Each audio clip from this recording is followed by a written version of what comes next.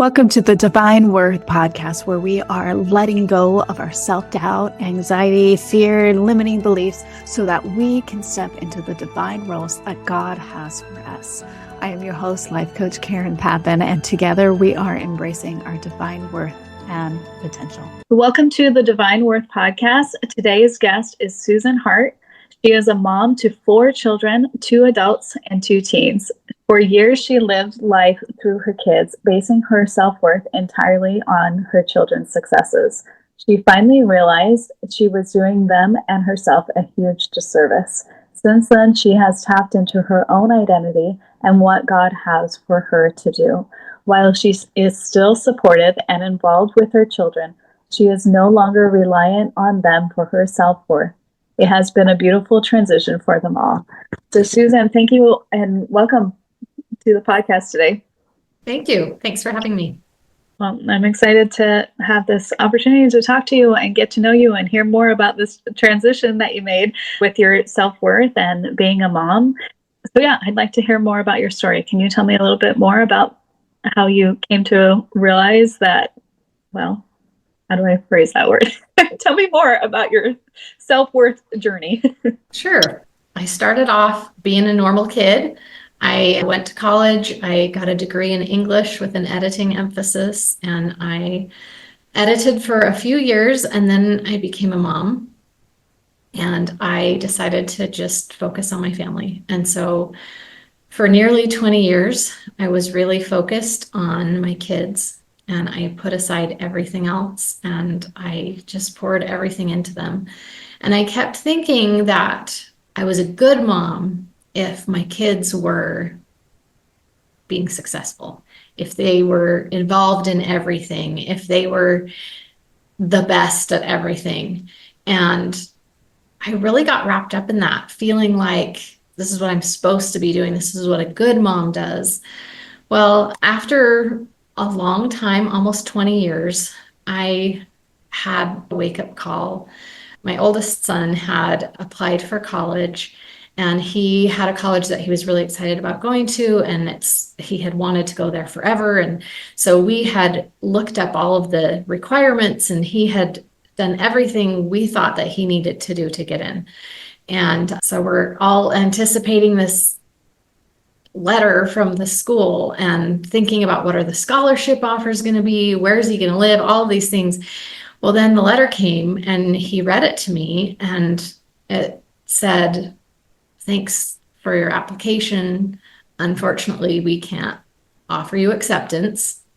And he read that to me, and I didn't believe it at first. So I took the phone from him and read it for myself because I thought he was trying to play a joke on me.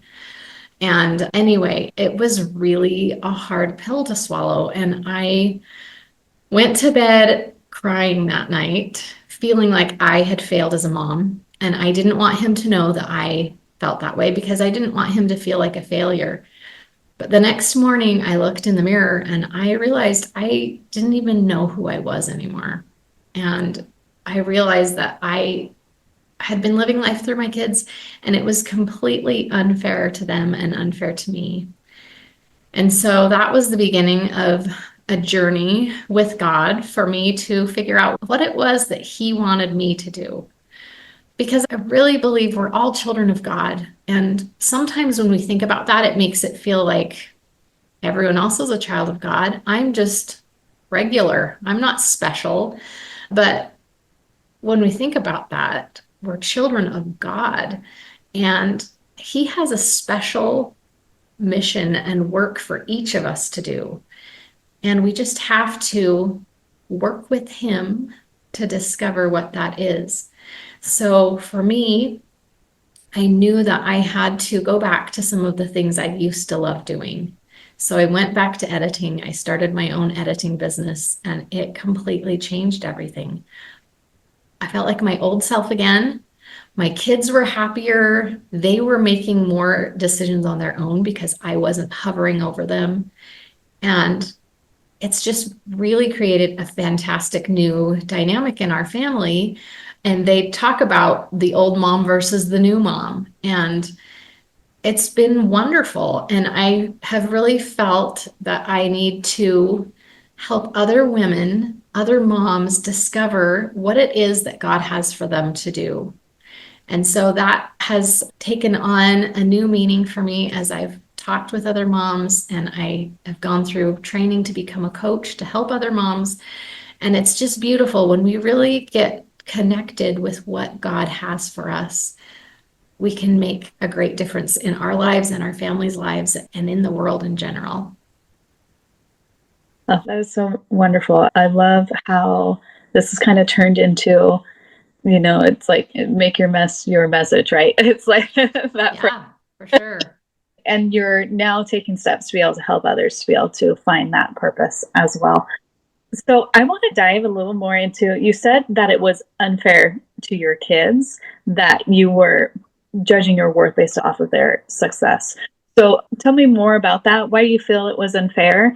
And also, well, I guess we can get to the also after, but also, like, what were the steps that you took to change your perspective more and actually make the changes so that you weren't no longer basing your worth on that? Well, I think it was a lot of pressure. My kids felt a lot of pressure because they could tell that when they were, successful in my eyes, that I was happier. And it was just a lot of pressure on them to try to be perfect and to try to be what they thought was going to make me happy. And nobody wants that. I think, I wouldn't want that. I wouldn't want that pressure of trying to live up to someone else's expectations and always worrying that I was somehow failing them.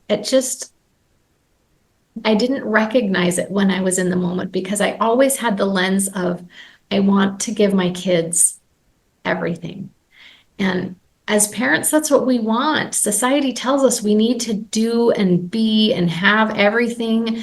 And especially these days, our kids are supposed to be, by society standards, involved in everything. And so as parents, sometimes we get really wrapped up in that. And we want them to be in sports, and we want them to be in student government, and we want them to be in music, and in all of these different things, which are good things. But sometimes it's just too much. And sometimes we need to let them be kids and let them have experiences that help them to grow. And when we try to micromanage everything and try to make everything perfect, it's really not helping anybody. So how do you kind of determine, okay, right here is when I need to kind of let them do their own thing, or, okay, this is where I kind of need to teach them a little more? Well, I think first of all, in the moment, we need to take a breath and we need to let ourselves think. And just recognizing, what is the implication going to be if I step in here or if I let them learn the lesson on their own? Obviously there are things that we as parents need to step in. When there's a safety issue, when there's something that's really serious that could cause harm, of course we want to step in and make sure that they are making a decision that's going to be safe for them. But there are some times that they need to learn how to fail when they're in our home, because if they don't learn it there, it's going to be a whole lot harder of a lesson to learn once they're adults. So for me, when my kids are at school, if they're having a problem with another student or another teacher or a teacher, then I really want them to be able to work that out on their own. So I give them the chance to have those conversations on their own. And then if it gets to be a bigger problem, then we discuss it together and decide, is this something that you want my help with? But what I'm finding is most of the time they're capable and they want to handle it on their own.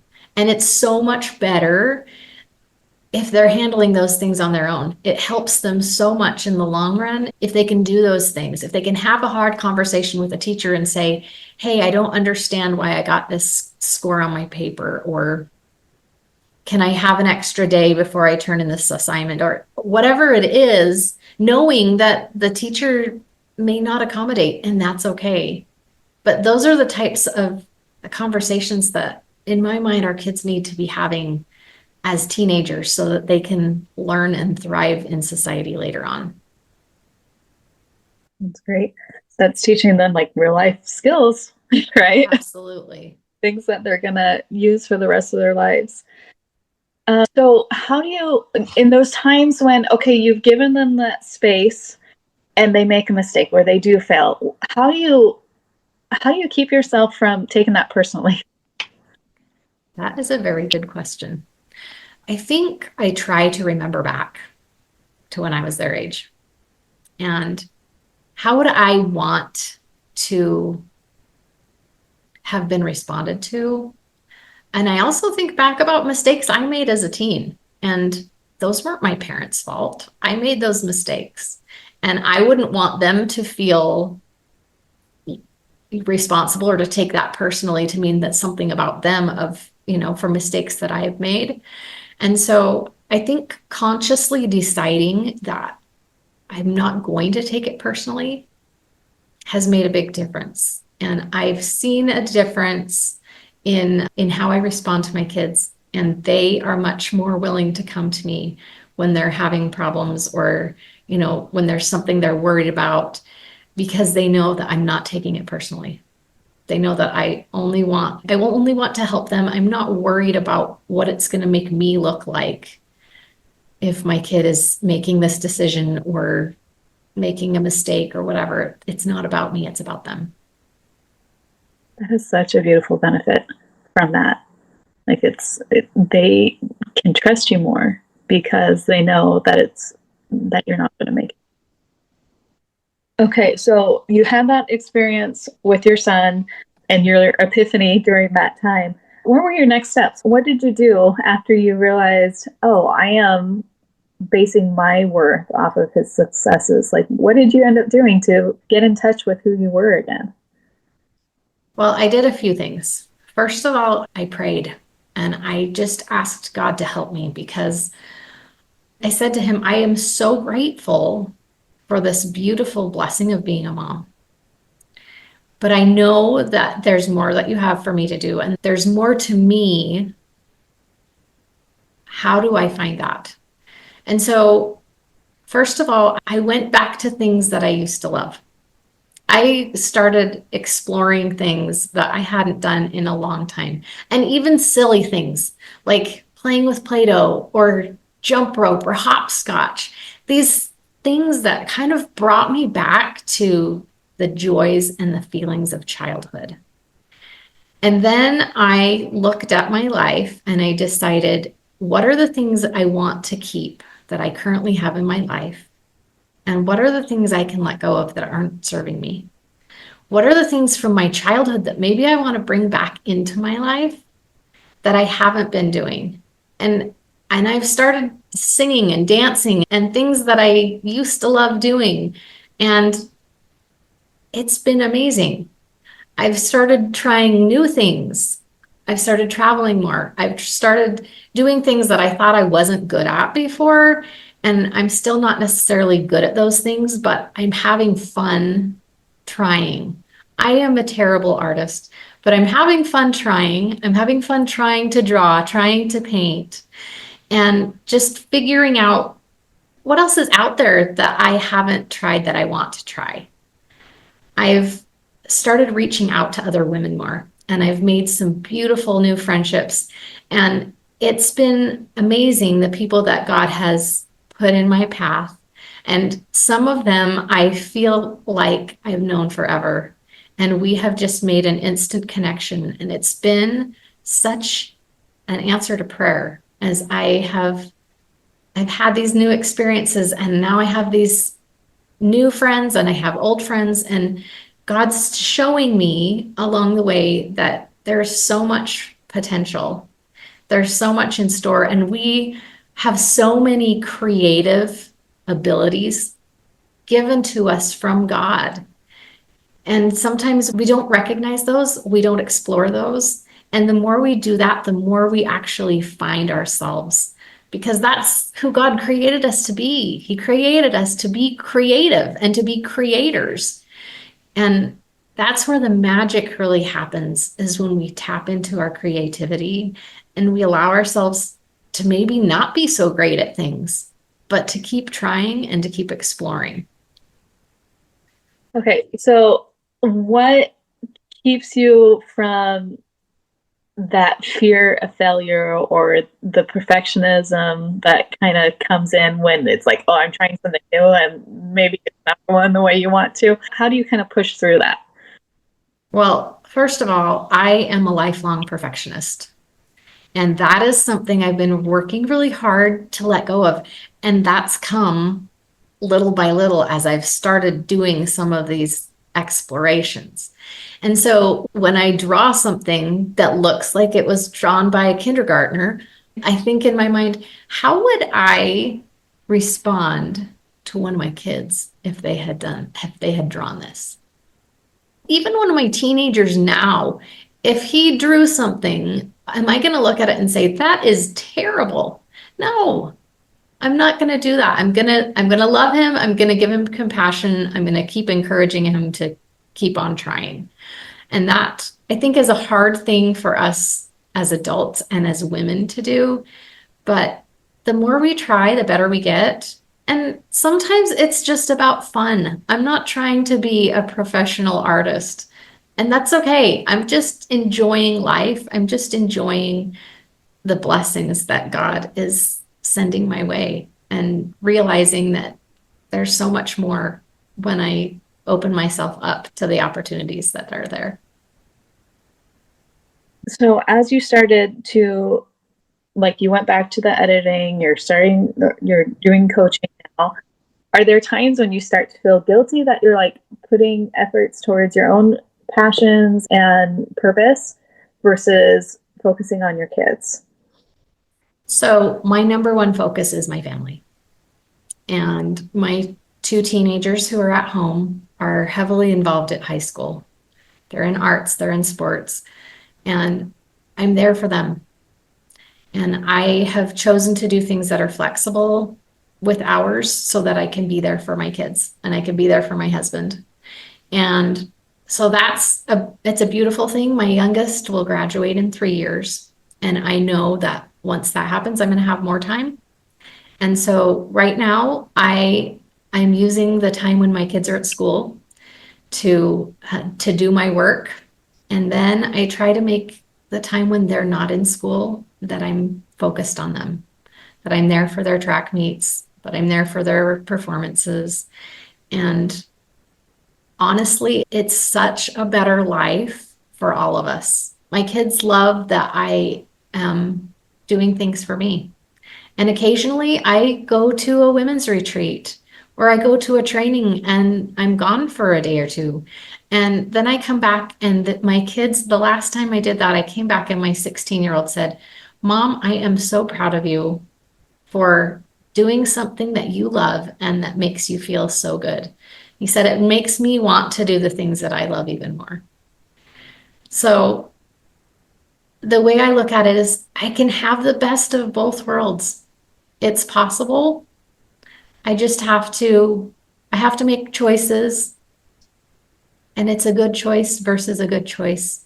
So I choose my kids when they're available to be chosen, and when they're gone, then I can spend time doing those other things that I love. I love that. I love how you pointed out it's like I can do both. Like it's not a matter of choosing this or that. It works to do both. Absolutely. And I feel like it's so important for moms to make time for the things we love. It's really hard when we have little children at home, but it makes such a difference. And whatever that is, if that's playing the piano for 30 minutes a day, or if it's getting a part-time job, or if it's starting a business, or going to lunch with friends once a week, whatever it is, it's important for moms to have time to nourish who they are. I think if I had done that, life would have been a lot better for my family. but I felt like I needed to be always, even when my kids were at school, I needed to be focused on every detail of their lives. And I think if I had focused more on myself occasionally, it would have been really beneficial for us. I like how you said occasionally, because like we're saying, oh, you need to devote tons of time to yourself. It's like, no, you just check in, see where you are, and determine, well, do I need a little more time to recharge and replenish my soul so that I can then show up in the relationships that I have more as myself and not the burned out shadow of myself. Absolutely. It's so easy to get burned out. But if we can just spend a little bit of time nourishing who we are, we don't get lost. So, do you have any tips for someone who is feeling that burnout? What are some examples of things that they can do? Okay, so I recommend making time, planning it out, because if you don't plan out the time, it doesn't happen. So sit down with your family, your husband, your mom, whoever it is, and find someone. If you have little kids, find someone to watch your kids for whatever period of time, half an hour, whatever it is. Go do something that you used to love doing. Go jump on the trampoline. Go walk around the block. Go swim by yourself or with friends. Do something that you used to love doing, and then try something new. Do what used to light you up, and then try something that you may or may not learn to love. And just give yourself that time. Put it in your calendar at the beginning of every week and make sure that it happens. And it doesn't have to be something huge. You know, give yourself 20 minutes to go read a book and eat a bar of chocolate, whatever it is that's going to really just replenish you, fill your cup, and bring you back to being the mom that you know you can be by nourishing the other part of you that's you and that's always going to be there. That's great. Just small and simple things. It doesn't have to be a huge thing. So, how has your view of your divine worth changed as you've embraced your own uniqueness? Well, I now see that I'm a partner with God in doing what He wants me to do, in helping other people shine and recognize their worth. It's been an amazing process, just recognizing that God knows who I am. He cares about who I am, and He wants me to be the best version of myself possible. And so when I look in the mirror now, I see who I am. I see a vibrant, happy, excited woman who knows that she can make a difference in the world, who knows that she can help other women to find joy and to find purpose and meaning and beauty in life. And it all comes from God and from partnering with Him and knowing what it is that He wants us to do individually. I can only imagine just how powerful if all of us, as women of faith, if we all embrace that perspective and just had that divine partnership with God, just how powerful of an impact we could make. Yes, it's exciting to think about, and it's possible. It's very possible. So the first step is just asking God to help you. He loves you. He will help you. So good. What advice would you give to a woman who is sensing God calling her to more, but feels overwhelmed and unsure in the midst of her own motherhood journey? I would tell her to listen. Motherhood is busy and sometimes so noisy, literally and figuratively, that sometimes we aren't hearing what God is saying to us because there's just so much chaos going on. So I would suggest finding some quiet time, to really listen and know that God is there, that He is trying to talk to us. So if we really listen, we'll be able to hear what He's telling us to do.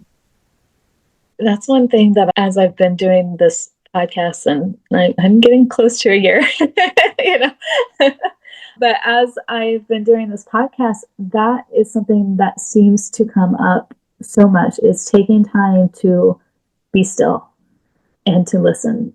Be still and know, right? Yes. And just how important that is in relation to understanding our divine worth. Because, well, and just like Satan will do what he can, right, to distract us and to keep us busy so that we don't take that time to just pause and be still. Absolutely. Yeah. And he knows if he can get to the moms, he's going to win. So definitely we need to take that time to find quiet time and quiet spaces where we can really listen. That kind of goes back with some of the steps that you gave us earlier, where it's like schedule in time for yourself. Yes. And put it in your calendar. Yeah. Actually schedule the time. Yeah. So good. So what is your favorite, or what are some scriptures that you think of when you think of divine worth and potential? So my favorite one is Romans chapter 8, and it's verses 16 through 18. The Spirit itself beareth witness with our spirit that we are the children of God. And if children, then heirs, heirs of God, and joint heirs with Christ, if it so be that we suffer with him, that we may also be glorified together. For I reckon that the sufferings of this present time are not worthy to be compared with the glory which shall be revealed in us. I love that. It's so easy right now in this world to focus on the sufferings, but that last line, that our sufferings are not worthy to be compared with the glory that shall be revealed in us. It's amazing. And the thought of being joint heirs with Christ, God has so much in store for us. He loves us. We're his children. And we have so much innate worth in who we are. And as we tap into that, the potential is limitless. Thank you so much for sharing that. I often will quote Romans 8:16. And and so I love that you shared more of that too, because I don't often think about more of that scripture. So thank you for sharing that and for teaching me about more of it too, and just how it all relates. Is there anything else that you would like our listeners to know? I think just remembering, sometimes it can be really monotonous being in the thick of motherhood. And it can be hard. It can feel like the days are long and hard. But if we can remember who we are and whose we are, it gives us greater capacity to love and greater capacity to improve the lives of those around us. So I would say just remind yourself of who you are. And if you're feeling like you don't remember who you are, take those steps. Do the things you used to do. Decide what in your life is not working and get rid of it. And try some new things. Make time for yourself. Right. Yeah, my next question was going to be, it's like one small and simple thing that they could do to take action. And you kind of like went right into it too. So how can those listening connect with you? So the best way is I have a Facebook group for moms. It's called The Balanced Mom, Creating Purpose and Passion Beyond Motherhood. We talk a lot in there about some of the things we've discussed today and just how to find yourself and how to be who you really are. Great. Well, Susan, thank you so much for coming on the podcast today and sharing some of your insights about motherhood and about not having your worth tied up in the success of your kids. Well, thanks for having me. If you have found this podcast to be a light, please share it with others and or leave a review, which helps others find the podcast as well. To learn more about your divine worth and potential, you can download some free scripture cards focused on your worth at karenpapin.com/scripture cards. That's KarenPapin.com/scripture cards. You are of worth. You have a purpose. The Lord loves you and He believes in you. And only you can make the impact on this world that you are meant to make. Join me next time as we talk more about divine worth and potential.